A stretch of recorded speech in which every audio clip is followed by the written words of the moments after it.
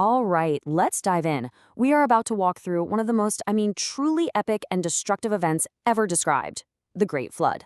Now, just so we're clear, we're not here to interpret or debate. Our job today is to break down the anatomy of this whole thing, moment by moment, exactly as it's written down in Genesis chapter 7. So, let's get right to it. So, how does a world end? It's a huge question, right? One people have been asking forever. Well, this ancient text gives a pretty stark and methodical answer. It's not chaotic. It lays out a sequence of events, almost like a divine blueprint for a global cataclysm.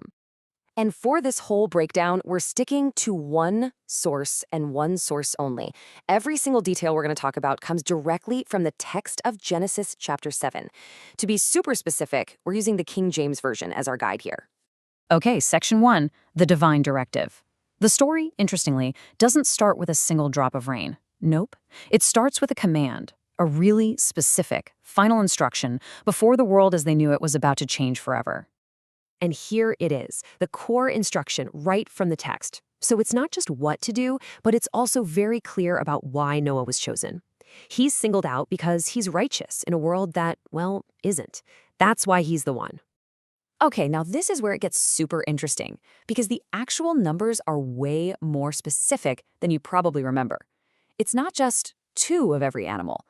The text makes a really clear distinction. 7 pairs of every clean animal and bird, but only 1 pair of every unclean animal. That's a huge difference. So you might be asking, why go through all this trouble? What's the point?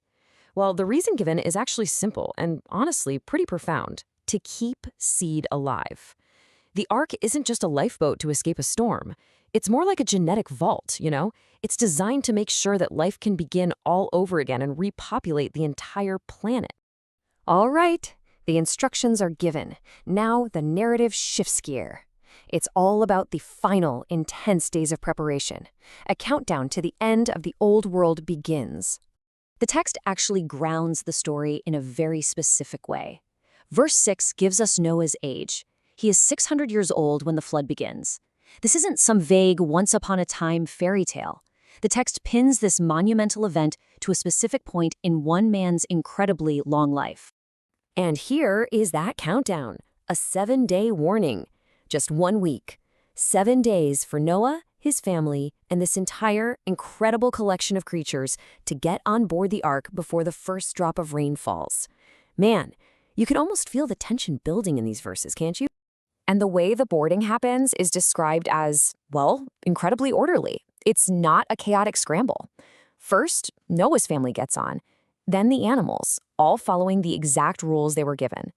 It's a powerful picture of Noah's complete obedience to the command. And listen to the phrasing here because it's important. The text keeps repeating the term after his kind. It really drives home the point that this was a comprehensive, all-encompassing effort. Every single species was accounted for. This was about the total preservation of life. So, the countdown is over. The preparations are done. And this is it. This is the turning point, where the story flips from waiting and preparing to the cataclysm itself.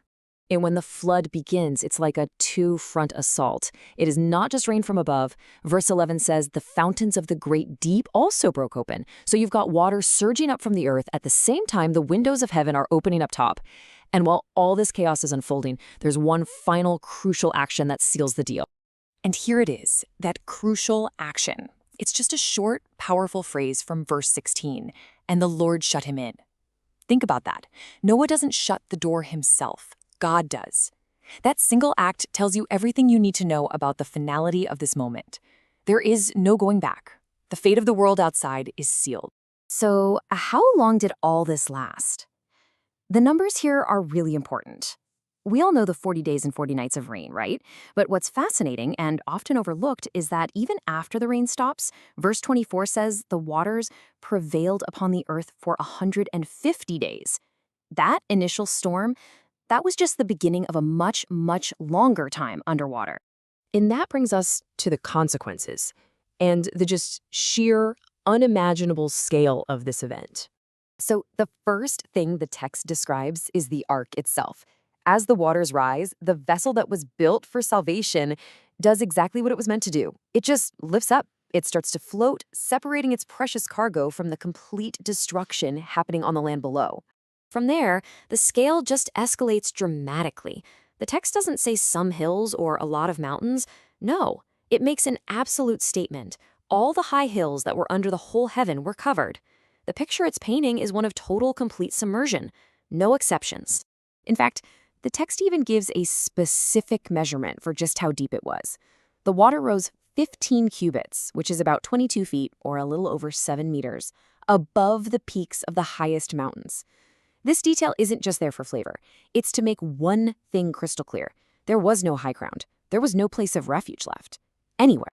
And with escape being totally impossible, the text becomes this grim accounting of the casualties. It just systematically lists everything that was lost, category by category: fowl, cattle, beasts, every creeping thing, and finally, every man. And that last line leaves absolutely no room for doubt, all in whose nostrils was the breath of life. And this is the climax of the chapter. After laying out the total, complete destruction of all life on dry land, the narrative just zooms in on this one single point of survival. The contrast couldn't be more stark. Everything outside the ark is gone. Everything inside remains. And that's where Chapter 7 leaves us, floating on a silent global ocean, with the entire future of the world contained inside one wooden vessel. The final verse says the waters prevailed for 150 days, which leaves us all with the big essential question that pushes the story forward. After 5 months submerged in a drowned world, what happens next?